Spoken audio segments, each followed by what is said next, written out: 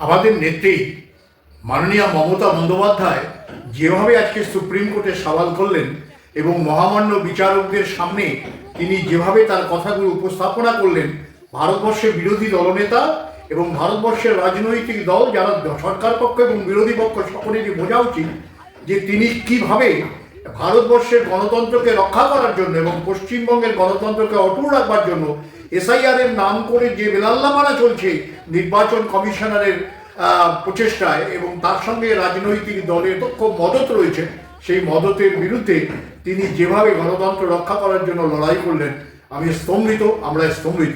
এবং এই জন্যই গর্ব করে বলি আমার নেতৃত্ব তৃণমূল কংগ্রেসের মমতা বন্দ্যোপাধ্যায়, এবং আমরা এই দল করি যে দলের নেত্রী ভারতবর্ষে যে একজন নেত্রী, তিনি পশ্চিমবঙ্গের মুখ্যমন্ত্রী মাননীয়া মমতা বন্দ্যোপাধ্যায়। গর্ব করে বলি এই কারণেই আমি তৃণমূল কংগ্রেস করি, কারণ যার নেত্রী মাননীয়া মমতা বন্দ্যোপাধ্যায়, যিনি বাংলার মুখ্যমন্ত্রী, আমাদের নেত্রী, তার সঙ্গ পেয়েই আমরা লড়াই আন্দোলন কি করে করতে হয় এটা আমরা শিখেছি।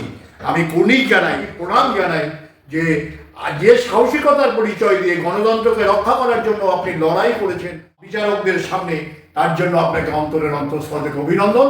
এবং ইতিমধ্যে মাননীয় বিচারকরা বলেছেন যে তারা মাইক্রো অবজারভার বলে যে বস্তু, সেই বস্তুটা তারা বুঝতে পারছেন না এবং তাদেরকে পরিবর্তনের চেষ্টা নিশ্চিতভাবেই করবেন বলেই আমরা আশা করি, কারণ বিচার চলছে। এই বিচারে নিশ্চয়ই তৃণমূল কংগ্রেস জয়লাভ করবে, কারণ নেত্রী আমাদের মমতা ব্যানার্জি। আপনাকে প্রণাম, আপনাকে সালাম।